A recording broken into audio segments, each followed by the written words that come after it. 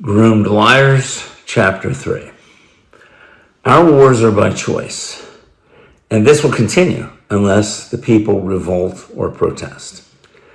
It was the protests in Vietnam that brought that unnecessary war to an end. The protests were brought to the feet of the ruling elite, which made their lives uncomfortable. That war, looking backward, was meant to be a 20-year bonanza for corporate America. It was intended to be what Afghanistan became. After the protesters shut down the Vietnam War, the ruling elite decided that protests were never going to interfere with their wars again. So they took greater hold of the media through consolidation to create and perpetuate all sorts of lesser issues for us to fight about. Statues of Civil War generals, transgendered bathrooms, George Floyd. As long as we were distracted by lesser issues, we would take our focus off the war machine that was in full gear abroad. And it's worked. It has worked remarkably well because people largely don't read books. We have become a functionally illiterate society. Moreover, we have become a pacified nation through sports and media. By the way, did you know that Joseph Goebbels was obsessed about media and entertainment during his time in power in Nazi Germany?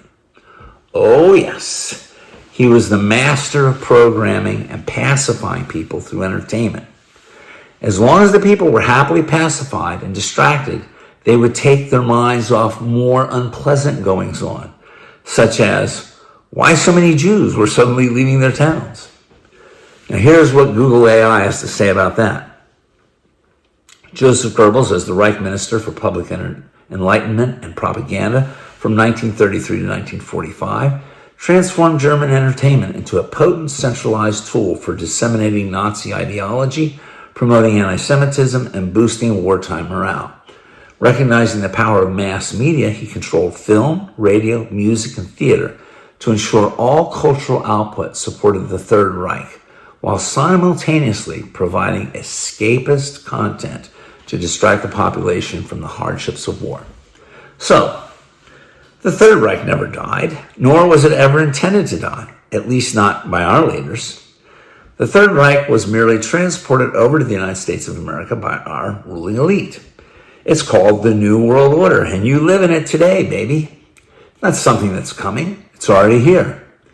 Many of the ruling elites in the United States during the 1930s were supporters of Nazi Germany. They were all on board. Many of your large corporations had interlocking directorates with German corporations. General Electric had such an arrangement with AEG, the giant German electrical company. Sullivan and Cromwell, the Dulles brothers firm, had offices in Nazi Germany. Your honorable grandparents and great-grandparents fought World War II in order to defeat Hitler and what he represented, which was the German way of doing things. And that prompts the question, what was and still is the German way of doing things? The German way emphasizes a subservience of the individual to the needs of the state. Now, Germans have traditionally been a more obedient society, one given to following orders and rules. The Germans are a very logical and orderly people, not given to protest and individualism to the degree that Americans are. Now, that's one reason why Germans have always been so successful in life. They follow rules. Americans tend to be more rebellious and celebratory of individual endeavor. Now, if the authorities in Germany say something, the people are more likely to go along. Not so in America.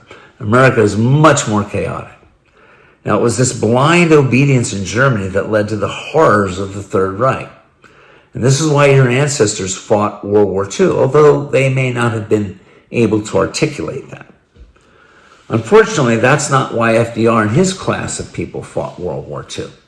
They fought World War II to substitute German imperialism with American imperialism. And they were rather fascinated and enthralled with the policies of Nazi Germany because they brought so many of their ideas over here after the war. In fact, even before the war, German ideas were adopted by our leaders. FDR's New Deal was very close economically to many of the economic ideas being employed in Nazi Germany. The German model, which emphasizes obedience to the state, should have been defeated, but it was embraced in so many ways. The adoption of mathematics and numbers to enable the state to rule over the individual. Now, the use of credit scores are a logical extension of that.